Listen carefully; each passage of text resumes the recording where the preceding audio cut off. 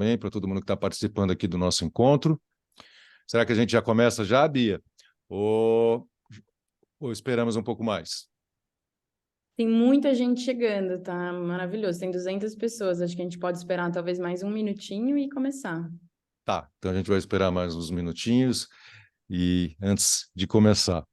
É uma alegria enorme, a gente chegou a realizar um, um webinário desse durante a pandemia, que foi muito legal, por ocasião do lançamento do livro do Satish, Soul, Soil, Society, que é Solo, Alma e Sociedade.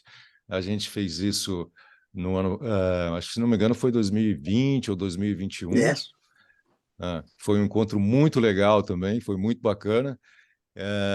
E uma das pessoas que estavam nos assistindo está aqui também de novo, a gente vai falar um pouco sobre ele, tem tudo a ver com o lançamento do filme, né, sobre o Satish, o documentário chamado Amor Radical, e sobre a visita que Satish vai fazer também ao Brasil em 2024, no ano que vem.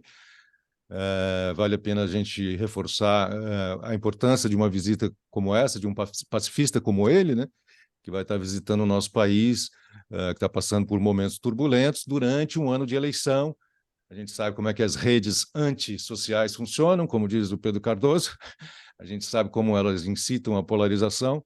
Então, nada mais oportuno do que receber Satish Kumar no nosso país ano que vem para avançar com essa pauta do amor radical, para promover o livro e para uma série de visitas, encontros diplomáticos que nós estamos promovendo e pretendendo contar com a ajuda de todos vocês. Bom, já estamos começando, né? Já estamos começando, vamos em frente. Então a gente vai falar sobre o filme, né? Sobre o filme Amor Radical e sobre a visita do Satish também no ano que vem. Para quem não conhece Satish Kumar, vou falar rapidamente. Ele é se tornou monge jainista a partir dos 8 anos de idade. Ali, durante a juventude dele, nos anos 70, ele era discípulo do mestre Vinoba, que era um parceiro, né, contemporâneo de Mahatma Gandhi. Satish Kumar ficou muito incomodado ao ver que Bertrand Russell estava sendo preso na Inglaterra por conta do protesto que ele fazia contra as armas nucleares e falou com um amigo dele que eles precisavam fazer alguma coisa e aí se lançaram no caminho numa caminhada da paz, que partiu do túmulo do Gandhi ali em Calcutá e chegou até o Washington, no túmulo do Kennedy, que havia sido assassinado recentemente. Então foi uma caminhada que passou pelas principais capitais nucleares, passou por Londres, Paris, Moscou e Washington. Foram mais de 18 meses caminhando, sem dinheiro, e vegetariano. Então, assim, ele não tinha recursos, tinha que conversar com as pessoas, tinha que ser abrigado pelas pessoas, tinha que tratar bem as pessoas para ser bem tratado. Como ele mesmo diz, eu não fui lá como um indiano, eu fui lá como um ser humano, e quando você sai como um ser humano, você é recebido por outros seres humanos. Essa é uma breve, talvez seja a mais emblemática ação de Satish Kumar, mas ele foi o fundador também do Schumacher College, que é um pioneiro da ecologia desde os anos 70, falando e promotor também da ideia de que o planeta é vivo, é um ser vivo, né? A teoria de Gaia do James Lovelock, inclusive foi o único o Schumacher College foi a única universidade que aceitou e que abraçou essa teoria desde o começo, que era ridicularizada naquela época, e hoje a gente percebe o quanto isso estava equivocado. Então, este é Satish Kumar, a princípio. Ele vai falar sobre amor radical, a gente vai ter 15 a 20 minutos de uma fala dele, e logo depois a gente vai abrir para perguntas e respostas que vocês vão poder colocar aqui no chat, que vão ser lidas para ele, traduzidas para ele poder responder. Então é muito importante que durante a fala dele, que vocês já vão colocando as perguntas que forem surgindo na mente para jogar aqui, para a gente ir separando e quando ele acabar a fala, a gente puder fazer as perguntas de todo mundo. Sobre o filme tem uma história muito interessante, eu já falei que a gente realizou um webinário durante a pandemia e havia um rapaz assistindo esse webinário pela primeira vez entrando em contato com o Satish Kumar. O relato dele é um relato muito forte, porque ele sentiu o corpo dele tremer, o corpo tremia com aquela mensagem, e parecia que estava acordando, despertando ele. Ele já participava de uma jornada espiritual muito forte, e ouvindo o Satish, enxergou a possível integração de espírito e de matéria, de espírito e de terra, de espírito e planeta, e começou a mergulhar depois disso na obra do Satish Kumar, teve a oportunidade de encontrá-lo lá na Inglaterra, e é ele que está produzindo, dirigindo esse filme É o Júlio Rei aqui, uma salva de palminhas para Júlio Rei, que foi impactado de forma emocionante e inspiradora por Satish Kumar e está desenvolvendo e produzindo esse filme chamado Amor Radical. O filme está sendo feito totalmente de forma independente, tem mais uma perna, a última perna do filme vai acontecer agora no final de outubro, início de novembro, quando Júlio Rei e Satish irão até a Índia visitar o túmulo de Gandhi, que foi de onde partiu a caminhada de Satish Kumar, há 40, 50 anos atrás. E também vai filmar o encontro de Satish Kumar com Vandana Shiva. Então, isso vai ser a última parte da filmagem, para depois entrar na edição, pós-produção, e colocar o filme na rua no ano que vem, com o apoio de todos nós. A gente está lançando um financiamento coletivo justamente para ajudar isso. Esse webinário aqui é parte desse lançamento, daquilo que a gente acredita ser um movimento, em cima do que a gente vai ouvir agora de Satish, falando do amor radical. A gente vai passar para vocês, vai ter um link, porque hoje a gente está lançando também o teaser desse documentário. Então, a gente vai passar pelo chat ou pelo e-mail para todo mundo o teaser desse documentário, e nesse teaser todo mundo pode assistir e também participar desse movimento coletivo, que é desse financiamento, que é para a gente conseguir finalizar o filme de Satish Kumar e trabalhar com a visita dele em 2024. Existem formas de apoio, tanto pessoa física quanto pessoa jurídica, existem contrapartidas também que vão desde do seu nome ser exibido nos créditos do filme, como apoiador ou como apoiadora, até mesmo um jantar com Satish, sessão de meditação, e existem também as participações institucionais. Então, a gente está contando com o apoio e com a parceria, estamos buscando isso de instituições que possam nos ajudar também a construir essa agenda do Satish com grandes lideranças brasileiras, com a ministra do Meio Ambiente, Marina Silva, com o presidente Lula, com Silvia Almeida, enfim. A ideia é que Satish Kumar possa participar, visitar e conversar com uma série de lideranças, fazer uma série de entrevistas no ano que vem, para que a gente possa promover ainda mais essa ideia do amor radical. Colocado isso, acho que a gente passou pelos principais pontos. Bia, me dá um ok aí se eu estiver certo. Passamos pelos principais pontos. É hora, então, da gente ouvir Satish Kumar. Eu estou falando de São Paulo, Satish está falando ali perto de Totinés, né, na Inglaterra, e a gente está vendo aqui que tem muita gente do Brasil todo e tem muita gente até mesmo fora do Brasil. Então, é com uma enorme emoção que a gente segue em frente para ouvir Satish Kumar sobre amor radical.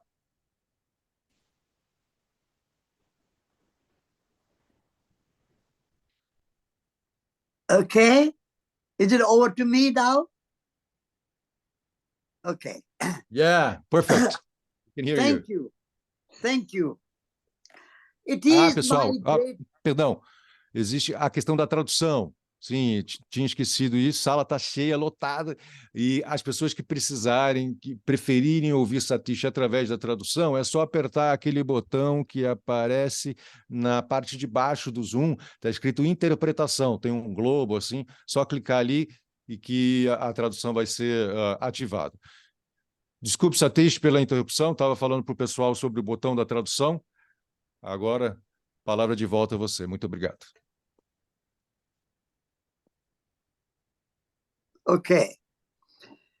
Thank you for this wonderful introduction. I didn't all understand in Portuguese, but thank you for your wonderful introduction. And it is my great pleasure to meet you, even though it is only on Zoom and on the screen. And I'm very much looking forward to coming to Brazil next year in April. And I'm so delighted that a film is being made with me and with my ideas and about Schumacher College. And Brazil is one of the country which sends most students to Schumacher College than any other country after UK itself. We have more than 500 alumni in Brazil who have come to Schumacher College. So Brazil is one of the countries which is most faithful, most loyal to Schumacher College and the ideas of ecology and spirituality and radical love. I'm going to talk a little bit about radical love. This is my latest book. And love is a perennial theme. For thousands of years, we have talked about love.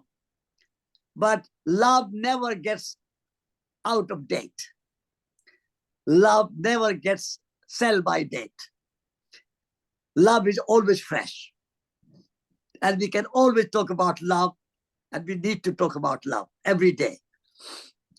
There is a great poet from Iran called Hafiz. And he said, subject tonight is love. Subject tomorrow night, also love. Subject every night is love. There's no other subject worth talking about than love. So love is our perennial philosophy and perennial wisdom. And so we will talk about love. Now, I have spoken and written about radical love. Why did I put radical behind or before love? Because there are two kinds of love. One I call moderate love. Moderate love is to love and expect the beloved to love me back.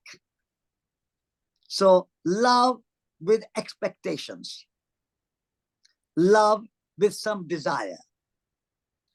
And loving someone who is near and dear to you, like your husband, your wife, your children, your parents, your brothers and sisters, your neighbors, your colleagues, and people you like, people you admire, people with whom you agree.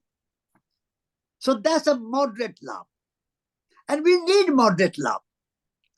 We don't even have enough of moderate love. We need to love our beloved, friends, colleagues, family members, and people we like. And those we want them to love back. That's a moderate love, necessary love, good love, and we need it. But radical love goes a bit further. First of all, we need to love even those with whom we don't agree. We need to love even those whom we may not like. We have to love without any expectations. We need to love unconditionally. Whoever you are, whatever your religion, whatever your nationality, whatever your political philosophy, whatever your economic practice, whatever you believe in, no condition attached that I love you only if you agree with me or only if you are a good person. Sometimes we need to love even more someone who is not so good and not so lovable. Because only through love we can transform an enemy into a friend. Only through love we can transform someone who is not so lovable into a loving person. And so that is a hard path to follow. At the moment, we are loving only those who we agree with. And we want everybody to follow our way, our religion, our philosophy, our political system, our economic system. Whatever we believe in, we want the whole world to follow us. Love does not have that expectation. Love recognizes and respects the diversity of thinking, diversity of religions, diversity of nationalities, diversity of political philosophy, diversity of economic system. So diversity is something which is created by evolution. evolution has worked hard for billions of years to create diversity. At the time of the Big Bang, there was only energy and matter, only gas. And then slowly,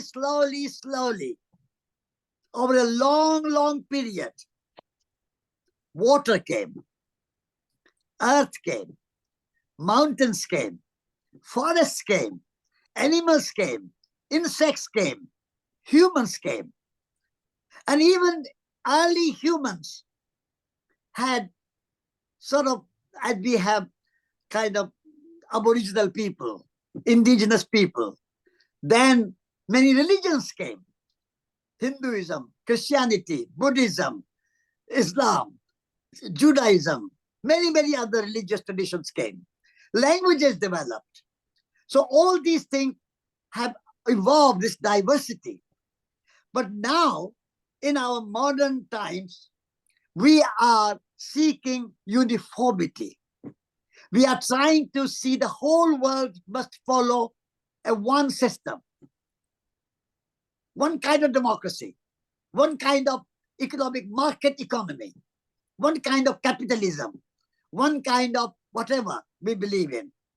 Now, love says that allow diversity of life, political diversity, economic diversity, linguistic diversity, religious diversity, national diversity, truth diversity. There's no one truth which can be imposed on the whole world. There are 8 billion people upon this earth. There are 8 billion truths, because we all have our own perception.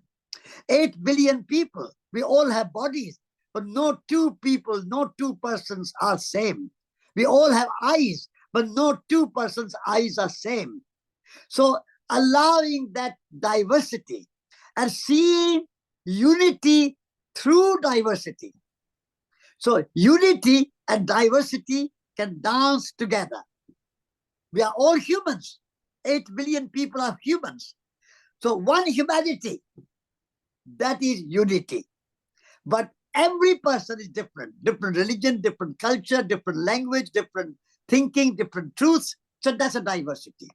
So loving that diversity is radical love. Then I also want to be as another dimension to radical love.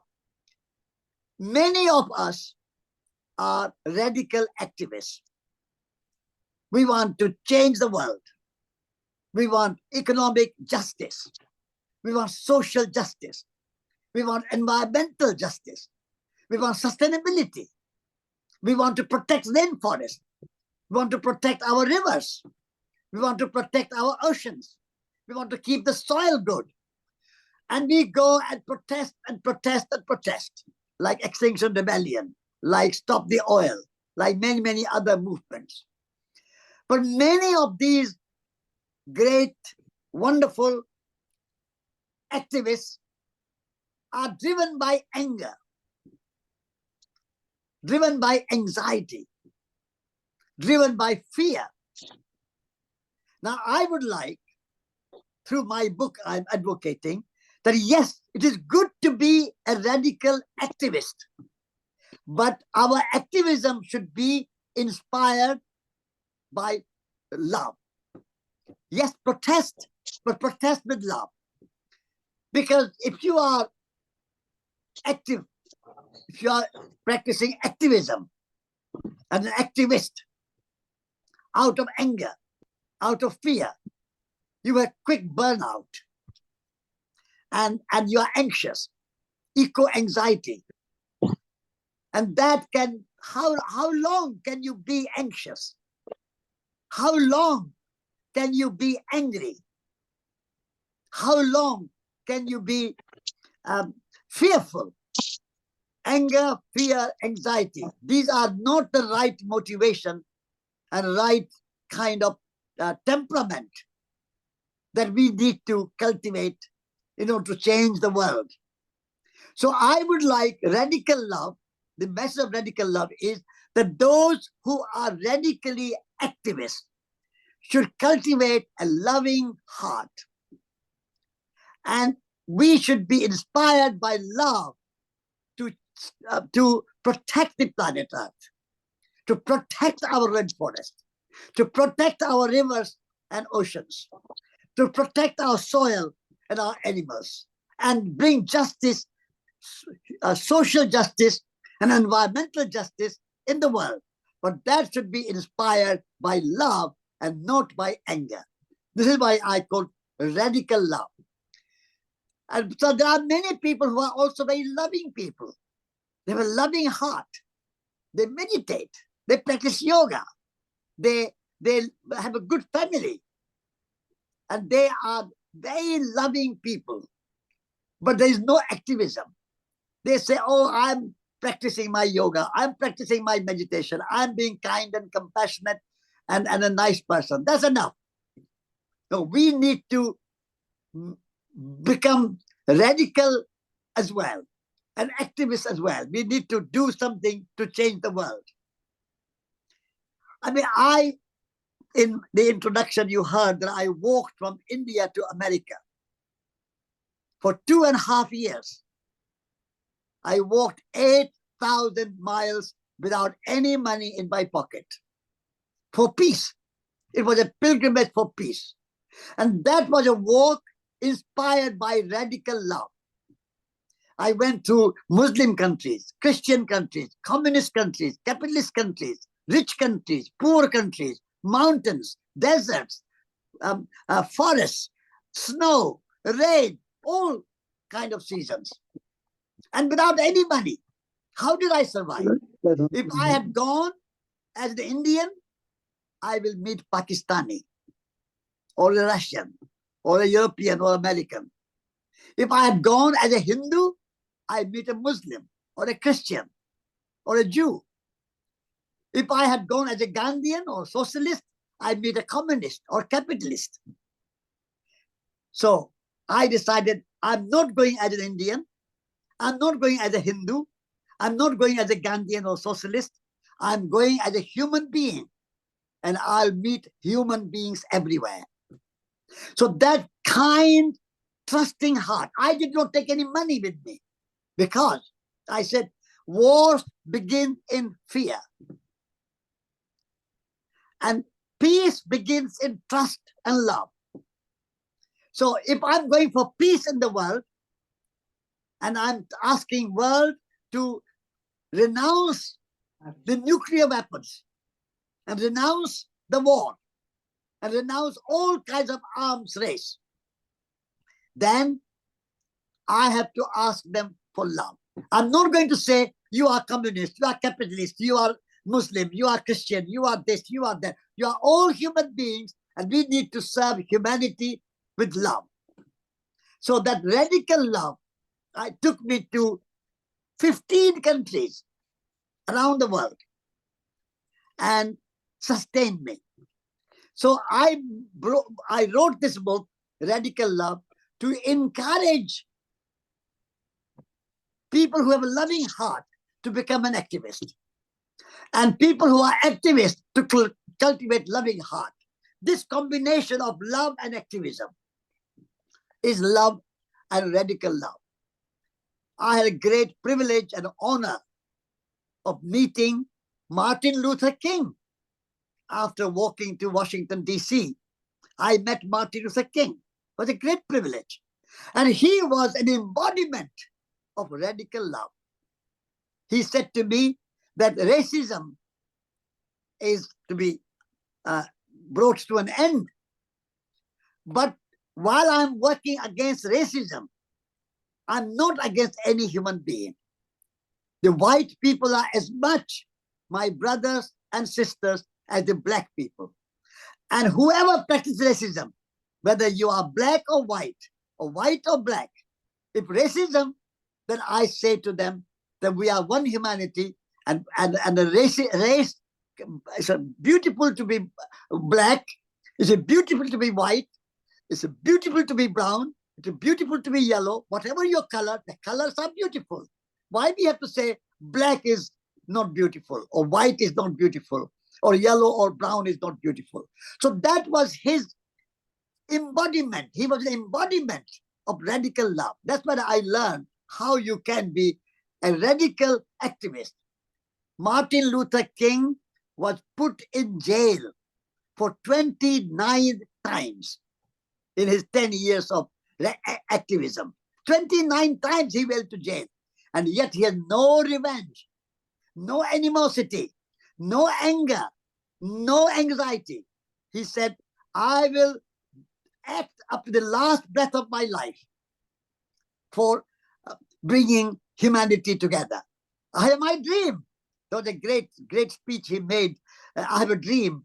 And the dream is that one day, black and white, rich and poor, of all background of people can walk together as brothers and sisters. I think that is radical love. And the radical love starts with loving yourself. If you don't love yourself, how are you going to love anyone else? Because I see the whole world in myself. The whole cosmos is my country. Whole planet Earth is my home. Nature is my nationality. And love is my religion. And I see a whole world in myself reflected.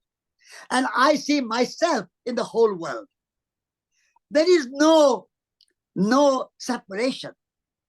So I have to love myself and believe in myself and trust in myself. And then that can radiate, that love and that trust can radiate like a radiator and then go out. So that way, radical love starts with yourself. And then, as I said, all people, whoever they are, whatever their background, I love everyone. And somebody who is not so good, I love that person even more. Because only through love, I can transform an enemy into friend. Only through radical love, I can transform a criminal into a beautiful and a wonderful person.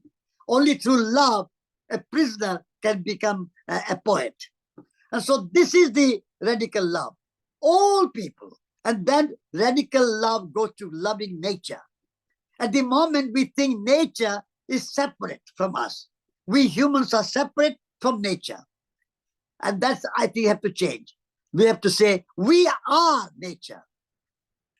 Mountains, rivers, forests, humans, animals, we are all nature. So that unity of life, I see whole world in myself and myself in the whole world, then I think we can practice radical love. So this is my, in a kind of simple words, my book. And I would like you to, I think it's coming out in Portuguese. You can read in English, but it may be soon be published in Portuguese as well, hopefully. And then I'm delighted that Julio and his team and his fellow Julia and all his friends are making a film. And I'll be coming to Brazil in April next year, and I'll be there for about 10 days. And so it'll be great pleasure to meet you all in person. And it'll be wonderful to see the film to promote the idea of radical love. At this moment, what world needs most is radical love. Only through radical love, we can bring environmental justice, social justice, peace, harmony, respect for nature, respect for humans, respect for ourselves. All things can come about if we practice radical love. So this is my message in a very simple and a very kind of accessible way. Thank you, Bia, and thank you all of you for organizing this conversation and introducing me to all the listeners and introducing the book Radical Love and the film Radical Love, which will be next year. Thank you. And if you have any questions, please ask and I'll be delighted to answer. Thank you.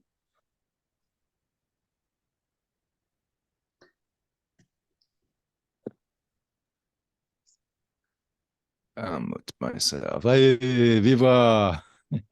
Muito legal, que coisa linda, Satish. Muito obrigado por essas palavras energizantes desse sabadão pelo menos aqui em São Paulo, chuvoso, tempo feio, assim, a gente já sai, parece que está com um sol no peito, pronto para brilhar e aquecer outras pessoas também com esse amor radical. A gente já tem algumas perguntas, quem quiser mandar suas perguntas, por favor, ainda dá tempo, mande aqui no nosso chat, e o Satish vai respondendo essas perguntas de acordo com a maneira como elas forem chegando aqui.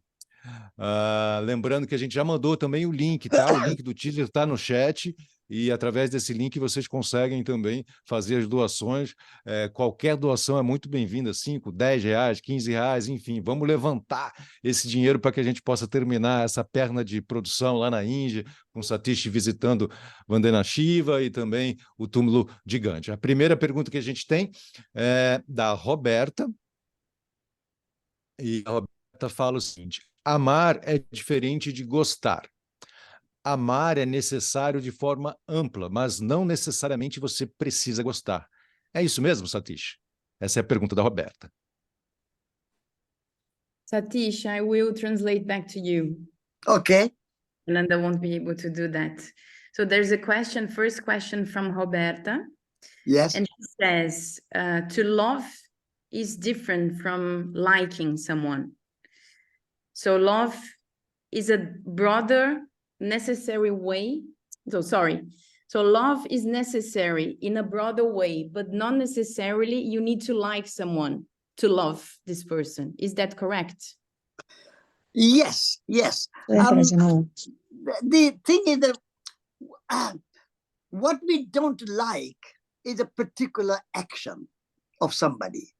What we don't like is a particular practice. Like if you are an imperialist, you are practicing imperialism or colonialism or apartheid or destroying rainforest or you are practicing capitalism. So what you are not liking is the kind of practice rather than the person. So I would like radical love for me is not to dislike the person, but say your action, your kind of imperialism, colonialism, apartheid, destruction of environment, capitalist kind of exploitation of people. So those practices you can challenge. So that's what Martin Luther King said. Of course, liking is different than love, of course. You don't have to like necessarily, but I would like not even to get involved in liking and disliking, because if you dislike, that can begin to be a kind of hatred. And hatred is a very strong or heavy burden to carry. So I would like to say that rather than hating or disliking a person, you say, what I don't like is this action, this kind of practice. So hate the sin, not the sinner. If you can love the sinner and you can love the person who is practicing those unnecessary or unwanted or undesirable activities, then you can transform that person. Every person has a potential divinity. Every person has a potential to transform. So that transformation can only happen if you can bring yourself to rise above likes and dislikes. You can transcend from likes and dislikes and say, I am going to help this person and transform this person to practice something which is benign and which is good for everyone. So I would like, if you can bring yourself to that level of transcendence, then I would like you even to go beyond likes and dislikes.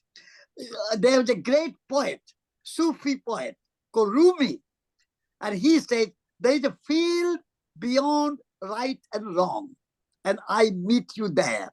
So we have to transcend from this dualism, that you are bad, you are good, you are this, you are that, not criticize, condemning humans, but only we all have been prejudiced. We have been conditioned through our culture, through our education, through our media, through our advertising. All these things have conditioned our mind, and we think that destroying rainforests is good for economy, or putting chemicals and fertilizer in the soil is good for the economy, or not paying good wages to poor people is good for the society. We can't give everybody same treat. These are the prejudices, and these prejudices have been put in our head, in our mind, in our consciousness, in our thinking, through our education, through our media, through our advertising, through our religion, and so on.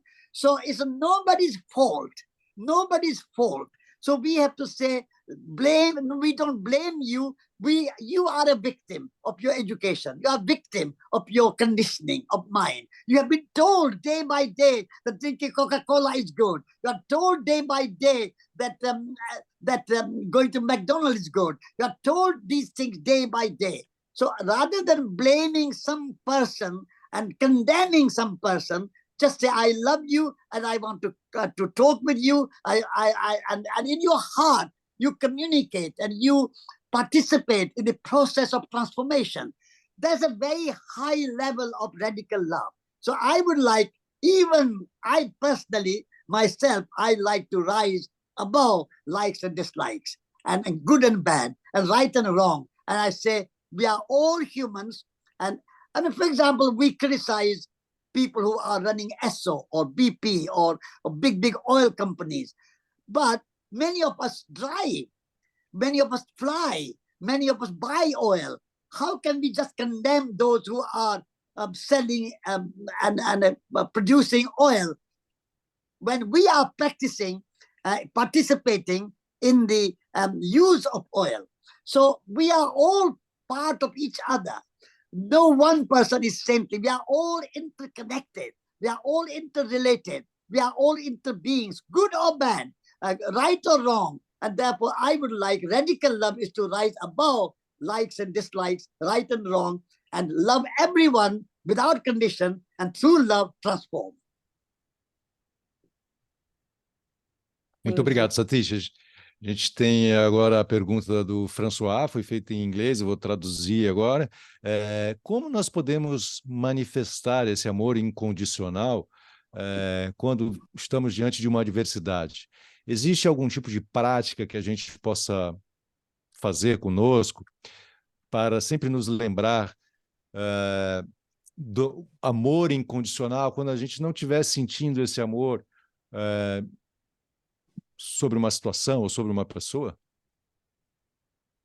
And Satish, so I'll translate back to you to English. So this is a question from Francois, and he asks you, how to manifest unconditional love in the face of adversity? Is there a practice that we could carry with us to always remind us of the precept of unconditional love when we are not feeling that loving towards a situation or a person? Yeah. You know, everything you can learn. You can learn to speak Portuguese. You can learn to speak Hindi. You can learn to practice Qigong. You can learn to practice acupuncture. You can learn to sing. You can learn to dance. You can learn philosophy. So in the same way, you can also learn to love. In the same way, how do you learn to play violin? How do you learn to play piano? By practicing every day. In the beginning, when you start to play piano, it doesn't come very well. And the sound is not very good. And say, oh, it's not very good. But I will try again. And then you try next day. Still not very good. You try a whole week. Still not so good. But after 1 month, starts to come some nice sound out of piano, out of violin, out of your singing. So in the same way, how you practice unconditional love, how you learn it.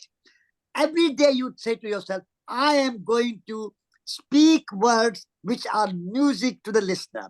I'm going to think my thoughts which are good for everybody. I'm not going to criticize the person. I'm going to criticize the system. I'm going to say how together we can change the system. I'm not saying you change, you are wrong, I'm right, not that way.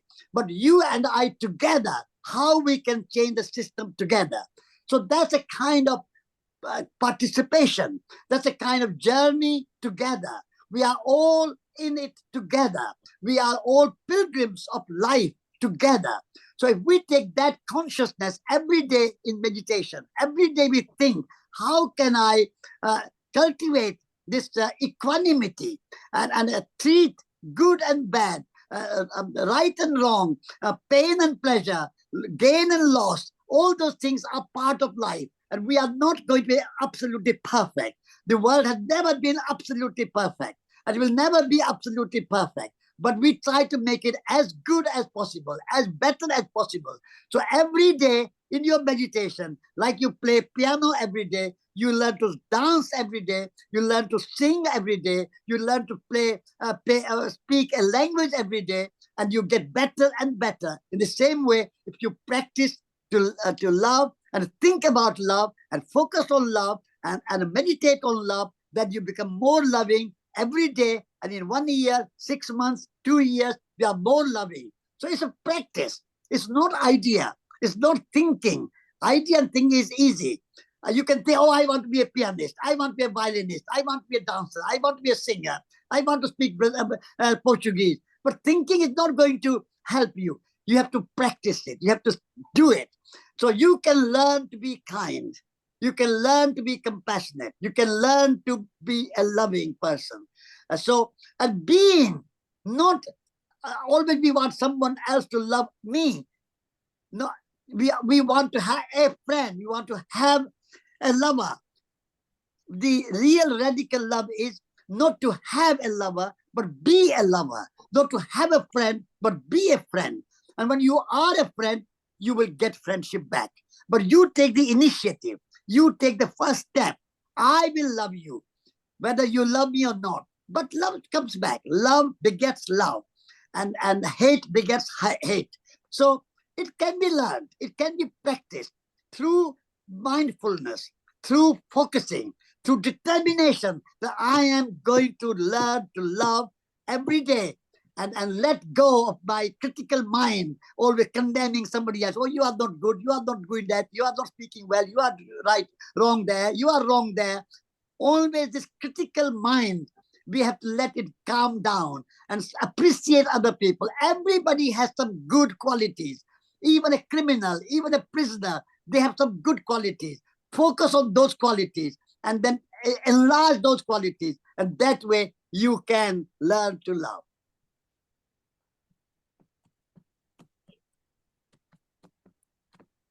Very well, very well. Thank you very much, Satish. We have another one here. Temos mais uma pergunta aqui, dessa vez da Pri. Como falar do amor radical a pessoas que, por exemplo, crescem em situação de vulnerabilidade extrema, expostas a violências cotidianas vindas de familiares e da sociedade? Pessoas que crescem na falta, que não vivenciaram o amor e cuidado vindo de outros, nem mesmo o sentido de amor próprio internamente. Como podemos auxiliar essas pessoas a acessarem esse lugar do amor? So Satish, question from Priscilla. How to Yes. speak with radical love to people that grew up in situations of extreme vulnerability, exposed to violences coming from family, from society, people that grow up in scarcity, that did not experience love and care coming from others in the sense of internal love. How can you support these people to access love? Very good, but very difficult question. How can you do it? Step by step. There's no bullet point. There's no magic formula. You do it step by step. So a long journey of 1,000 miles starts with one step. And that's what I experienced. I walked 8,000 miles. How do I do it? Step by step, one step at a time. So even you are finding somebody who is vulnerable, who has been victim, who has been abused, who have been tortured, and they are in a very vulnerable position.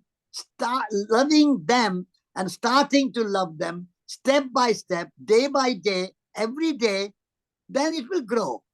You plant a seed. It doesn't grow in one day, become a tree. How long does it take? But what do? You plant the seed, you put a bit of compost on it, you put a bit of protection on it, you give a little water. In 1 week, 2 weeks, that seed will become a little plant. And then you give water, give protection, give more compost, give more nurturing, more caring. Then that little plant will grow and will become a little bigger plant. And then give a bigger plant. And after 6 months or 1 year or 2 years, you will see it's growing, it's getting stronger. And then after 5 years, 10 years, it becomes a tree, an apple tree. Oi, filha. And it has a branches, and it has a Nina. leaf, and it's a blossom, and it has a fruit. So fruit does not come the moment you plant a seed. Remember, so we humans are impatient. We want results today. If I start something, I want to reach my goal today, if not yesterday. That impatience cannot lead you to a radical love. Radical love is to loving that seed, planting that seed, and nurturing that seed day by day. Then it can become an apple tree, and then it can give you apples to eat and enjoy. So in the same way, people who are vulnerable, people have been exploited, people have been abused, people have been raped, people have been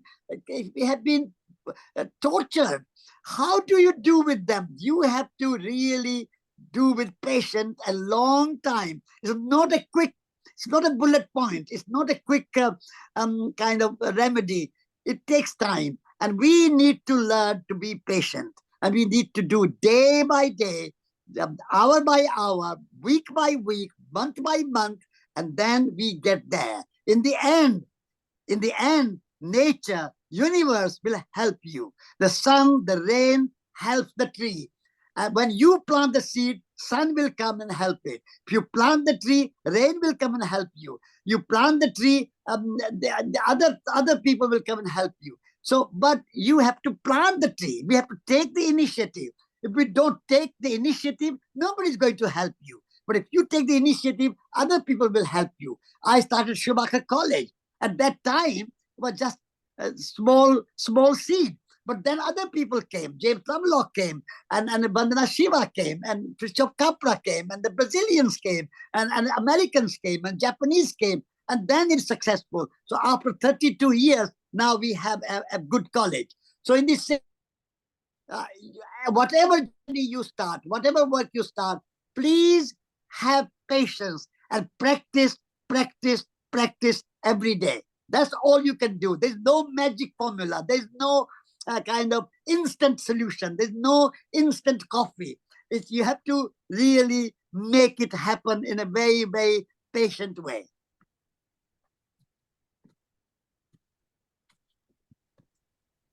Muito bom. A gente segue aqui com a pergunta da Karina. Ela fala o seguinte: bom dia, Satish. Obrigado por suas palavras. Como cuidar dos pais e das crianças diante da falta de amor interno e pela natureza? Vejo crianças totalmente doentes e desconectadas do que é vivo no mundo.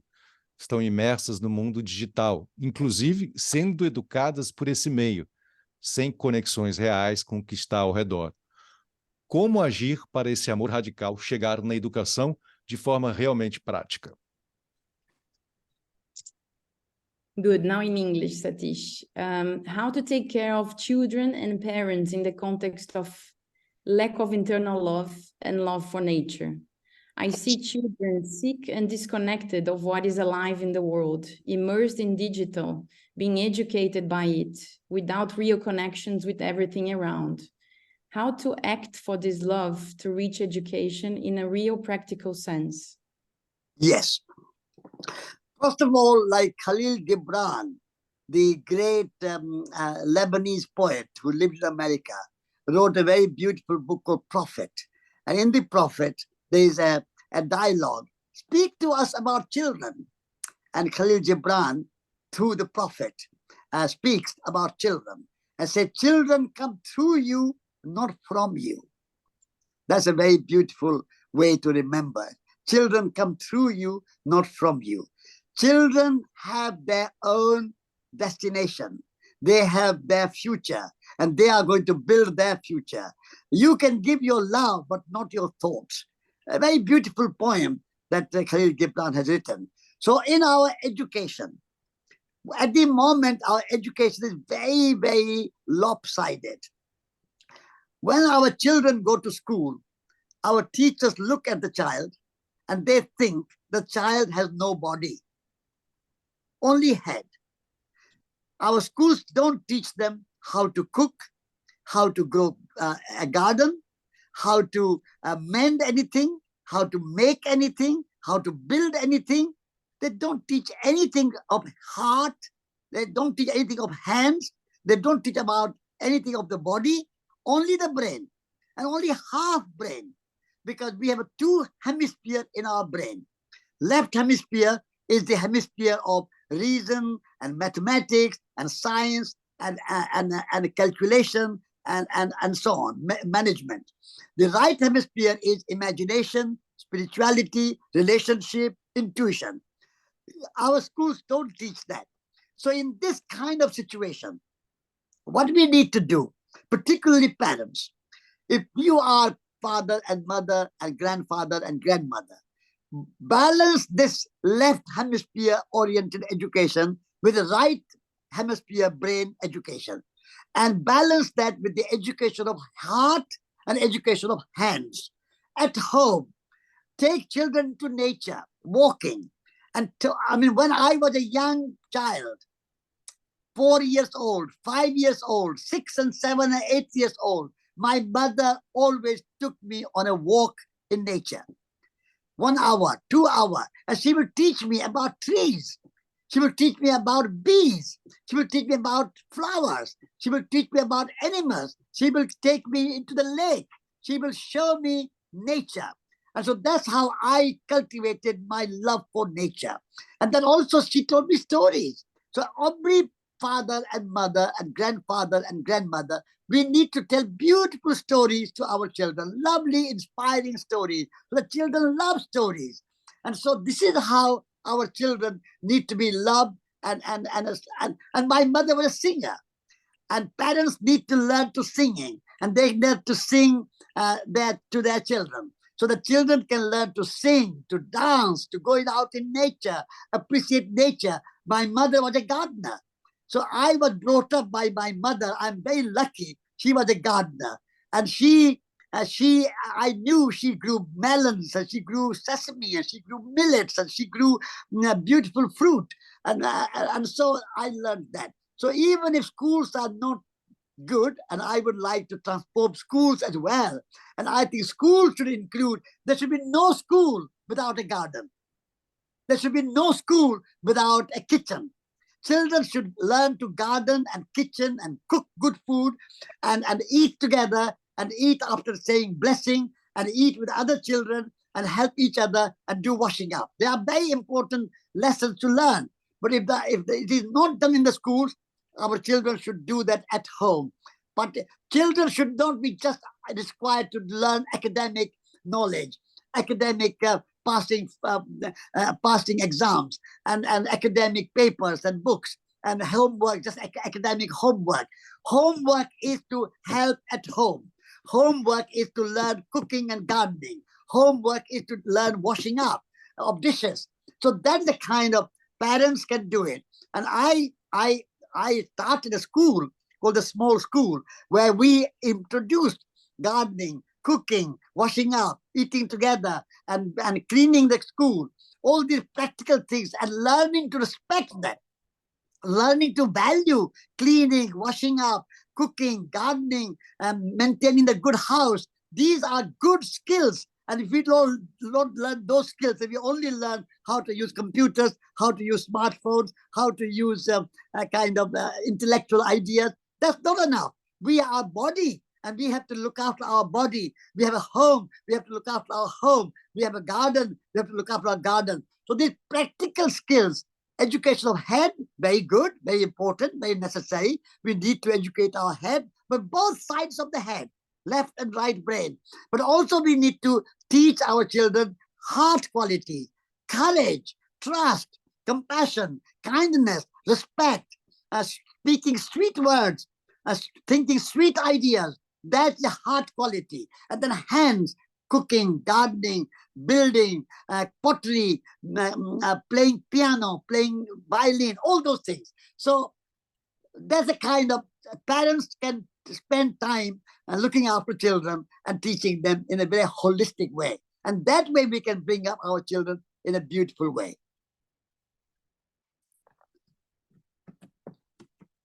Lindo.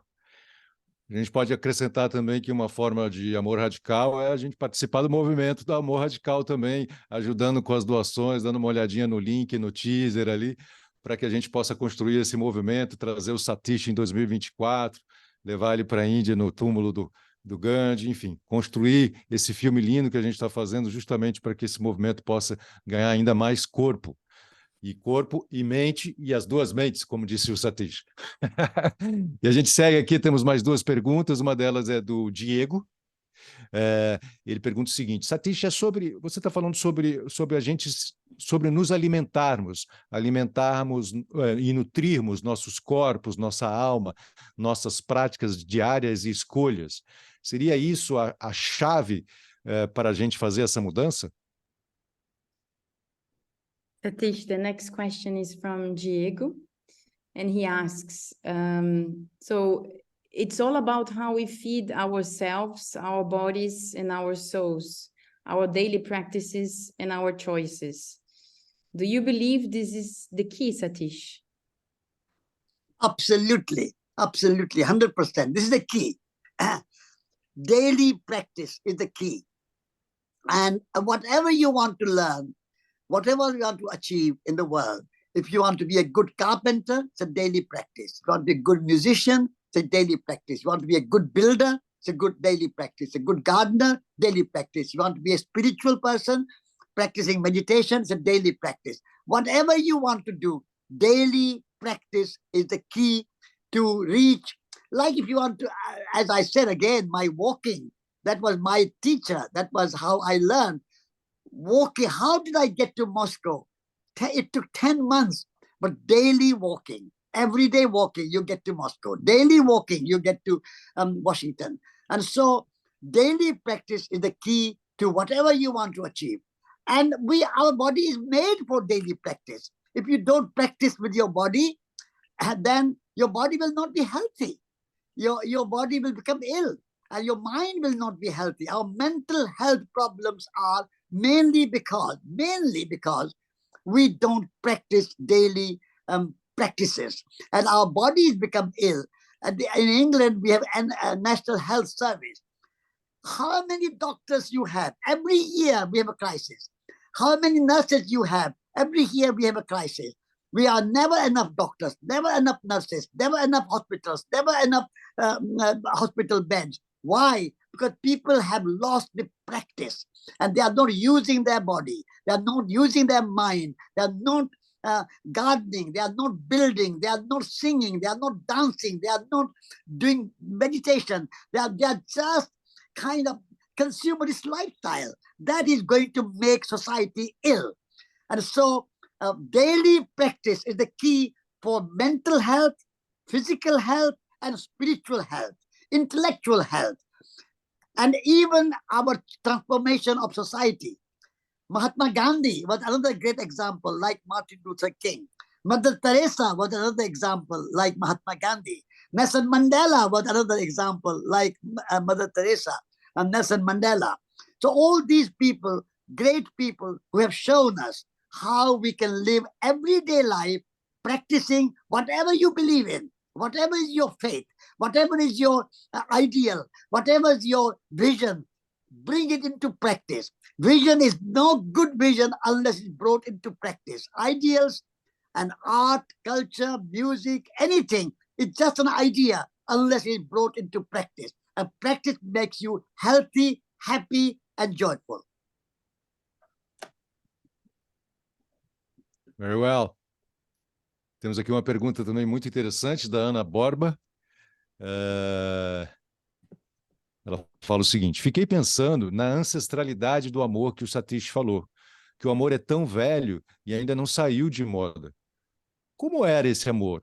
Ele era um amor de ação ou as pessoas amavam a partir do sentir? o amor evoluiu ou ele sempre teve a mesma energia?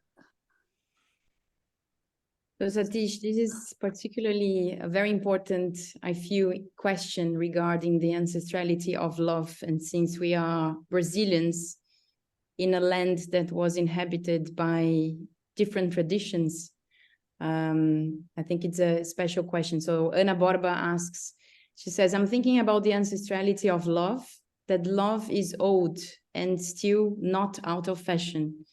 How was love in the old days? Was it love in action? Or did people love through feeling? Did love have always the same energy? I believe so. I mean, I was not there in the past, so I can't say, but I believe that love had always this energy. And in Brazil, when people are there and Oi, seu how, Eduardo, boa noite, tudo bem? Boa noite, boa tarde, tudo bem? Deixa eu falar uma coisa. Mais tarde, eu não sei ainda. Peraí. Alguém que está no...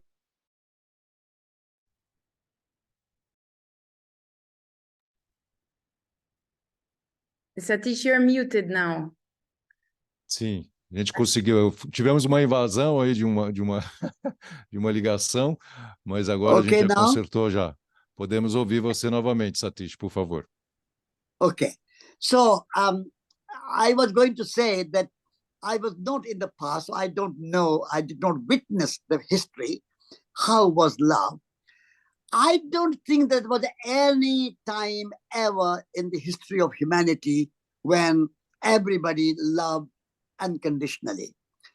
So this is why the Buddha, 2,600 years ago, preached love and compassion, because it was necessary even at that time. Jesus Christ preached love your neighbor as yourself. That was 2,000 years ago, because it was necessary even at that time. And so St. Francis, Mahatma Gandhi, Lao Tzu in China, and many, many other great teachers have taught love in the past, because even in those days, people needed to learn and practice love. So I don't think there was any one time when you can say it was a utopia. But in the past, I believe that people loved nature more than we do today. At this moment, as I said in my talk, we look at nature as separate from humans. This is, I think, new. In our Indian tradition, we never saw nature and humans separate. And I think this was the indigenous cultures of Brazil, indigenous cultures of Australia, indigenous cultures of Africa, Kalahari of Bushmen, Lawrence van der Post's book. You can see how they saw nature and humans as totally interdependent, interconnected, interbeing, no separation. And then in the past, we did not think that humans are superior to nature, above nature. We thought that nature and humans are one, and the animals and forests and humans need equal love. But at this moment, in our modern industrial system, we see nature as a resource for the economy. We see nature only a means to an end. The end is economic growth. And even we have lost the human dignity in our modern industrial materialistic culture. And we see humans as a means to an end. We call them human resources. HR.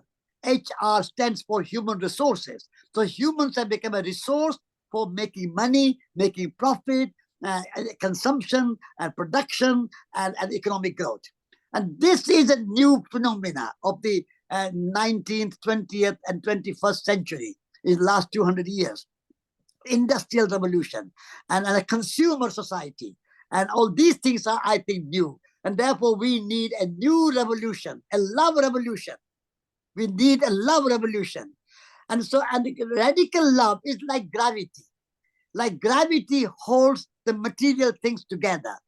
In the same way, love holds the relationships together. So social relationship, family relationship, any kind of relationship is held together by love. So gravity and love, I compare together. So this is what we need, a new love revolution in our time, in industrial age, because we have separated ourselves from nature and we have undervalued human dignity, and that needs to be restored. And that's what I think we need to do. We cannot, I mean, it's a history. We don't know the past. Whatever we read, and different people write history in different way and interpret different way. So we also had many problems in the past. We had slavery. That was not radical love.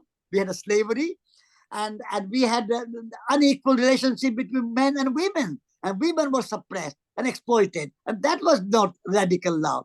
And in India, we had a caste system and untouchables, and that was not radical love. So I don't glorify past altogether, but I do say that in the past, humans and nature were not as separate as today, and materialism and consumerism was not as strong as today. So there were many good things in the past which we should learn and remember and cherish and carry on with them. And there were many bad things in the past, like slavery, exploitation of women, and a caste system and a class system. Those things we must not repeat, and we must move on.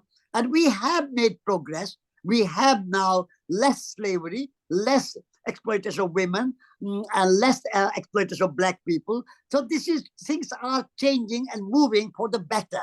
And now we have more renewable energy, and there are more vegetarians in the Western countries. So those are good things happening in the modern world. And so we must praise them, we must cherish them, we must promote them, and we must enhance them and encourage them. This is our work.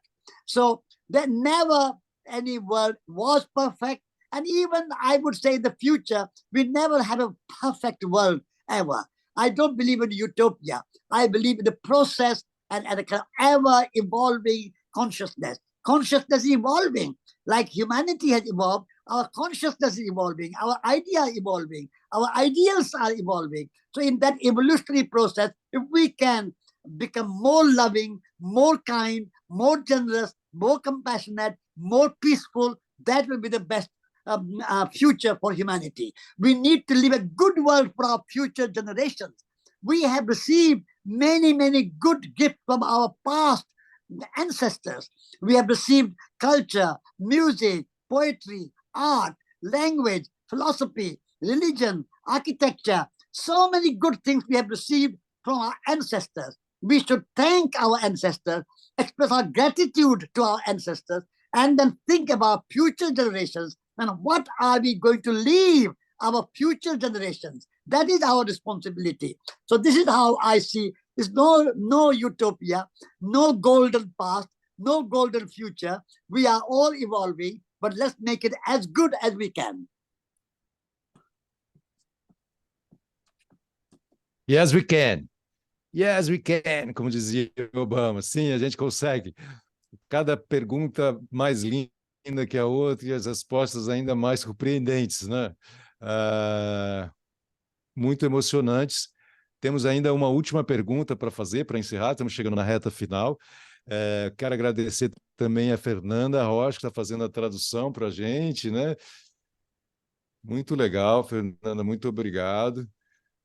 Difícil a tradução também, tradução simultânea de palavras tão complexas, né? De respostas também tão profundas, e está sendo ótimo, nos ajudando. Aqui recebemos uma mensagem também que hoje é o Dia Mundial da Música. O Satish também falou da importância da gente praticar a música, praticar a jardinagem, praticar o amor de todas as formas, cozinhar, lavar os pratos. Isso é muito legal. Tive a oportunidade de participar também disso lá quando eu estive com o Satish fazendo o curso de peregrino. Foi incrível. Vamos à última pergunta, então. Nossa última pergunta é da Flávia, e ela gostaria de saber o seguinte. Gostaria de ouvir a pergunta muito importante, perfeita aqui para o nosso fechamento. Gostaria de ouvir a percepção do Satish sobre como manter uma mente otimista e esperançosa diante de tantos desastres naturais que estamos presenciando em nosso planeta, né? O aquecimento global está dando, com certeza, mais do que sinais. A gente está vivendo eventos climáticos extremos ultimamente, um calor terrível que vira um frio, enfim, todo mundo está experimentando isso de uma forma ou de outra. Nova York, parte ali do Brooklyn, Williamsboro está inundado, a gente teve inundações no sul também. Como é que a gente mantém a mente otimista e esperançosa diante desses desafios climáticos e desastres naturais tão grandes. So Satish, Kazé was first thanking Fernanda for the translation and saying that actually someone said in the chat that today is the International Day of Music. So Okay. that's the context for this is our last question. Okay. And I think it's a good question to end the gathering. And it's from Flavia. And she asks, I would love to hear your perception, Satish, about how to keep optimism and hope in the face of so many natural disasters that we are facing. Yes, it's a very good question and a good last question. Thank you for that question. Yes, of course, many negative things are happening in the world. Particularly, everybody is worried and concerned about climate change and global warming and the floods and the fires. And everybody is concerned about the way we are polluting our oceans, full of plastic, and our rivers full of sewage, and our soil full of chemicals, and even our indigenous people are not being treated with respect and love and kindness and dignity as they need to be treated. So these are big problems. And this is why I want everyone to have a hope that things can change. What is made by humans can be changed by humans. As I said, slavery came to an end, some kind of end. And that was not God-made, nature-made. It was a man-made, and that can be changed. In the same way, apartheid came to an end. Berlin Wall came to an end. And many wars came to an end, although we have a Ukraine war at the moment. But we don't have such big wars like First World War, the Second World War. Colonialism came to an end. Imperialism came to an end. So when you look at the history, you can see the change can happen. And that gives us hope. And there are, of course, many people who are destroying the planet Earth, but there are also 8 billion people in the world. Majority of them, small farmers, small kind of craftsmen and women, many musicians and artists, many craftsmen and women. So they are the salt of the earth, and they are the hope of the future. And so we should also look at a positive picture. There are more and more people are becoming vegetarian and plant-based diet. More and more people are going for renewable energy. More and more people are going for elegant simplicity. So there's a rising movement. And as we brought an end to apartheid, where we brought an end to kind of racism is not gone to an end yet. But if you compare at the time of Martin Luther King and before, the racism is on the decline. And a black man like Barack Obama could become a president of the United States and be in the White House. That's a kind of sign of change. And so women have also more power. So that gives me hope. If you are an activist, you have to be an optimist. If you are a pessimist, you give up. You don't do anything because there's no hope. But so if you are a pessimist, you can become a journalist, but not an activist. So to be an activist, to try to change the world and change the society and love everybody, you have to have hope in your heart. But I would say that action is only in our hands. Results are not in our control. We cannot determine what the result will be. We cannot say what will be achieved, what will be the outcome. That is not in our hands. Only thing we can do is to act and act and act. Every day we take our action. So have a hope that in the past we had many changes taking place. Now we have more renewable energy and more ecological awareness than in the past. And that can only grow. So what can I do to contribute in this rising new consciousness? What can I do to participate in this process of transformation? What can I do? Be a radiator. Be a radiator of change. When a radiator radiates warmth, people become warm. If you just stay cold and just talk about warmth, nobody will be warm. So talking is not enough. You have to be the change that you want to see in the world. But being the change is a very good step in the right direction. But don't stop there. You also communicate the change like we are doing today. We have to share these ideas, communicate these ideas through poetry, through music, through art, through demonstration, through building new projects like Schumacher College, like Escola Schumacher, like Giulio making film. All these are actions. So do something about it. Communicate these ideas. So be the change and communicate the change. We all need to learn to communicate. And we shall overcome. That was a beautiful song of activism. And imagine the John Lennon song. And I'm sure there are beautiful songs in Portuguese in Brazil. So through songs, through music, through art, Picasso's Guernica is a great work of action. So that way, contribute the change. Be the change, communicate the change, contribute the change. And the third thing you can do for hope is active hope, not a passive hope. Hope is not that something will turn out, something will be good, hopefully. That's not enough. You have to be active. You have to bring about the change you want to hope for. And the third thing you need to do is to join other people. No one person can change anything. It has to have lots and lots of people joining together. All the great movements of the past were successful because many, many people joined together and letting the ego go out of the way. Ego stops you. But ego, my way is right. You are not right. You are wrong. I'm right. That kind of ego, we have to let go of our ego, let go of our pride, and join other people together. A great river is made of many, many small tributaries. Then a great river becomes a great river. The same way, lots of people joining together in a movement. So all join together, work together, then transformation will happen. So these are the three things you can do for a hope, active hope.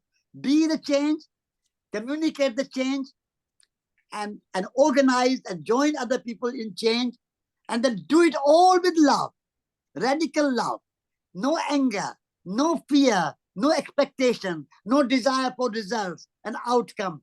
That is a gift of God. That's a gift of the universe. Something will happen. You cannot control what will happen. You cannot control what the result will be. So do it with love, without any expectation, without any desire, and as a service. Our action is a gift to the world. We have received so much from the world, and from our ancestors, from our parents, from our teachers, from our poets and writers and song singers. So we have to do something in return. So this is our gift to the world. So we give, and we give as much as we can, and then give it with love, and that's where we stop. We don't expect anything else more than that. What I achieve out of my action, I don't know. I cannot control it. So don't be attached with the outcome. Just give your action in the service of humanity without anything desiring in return. And that's the way we can change the world. And that's the great example of Martin Luther King, Mahatma Gandhi, Mother Teresa, Nelson Mandela, Václav Havel, and many, many other great people in the past have shown us this way, and we follow that way.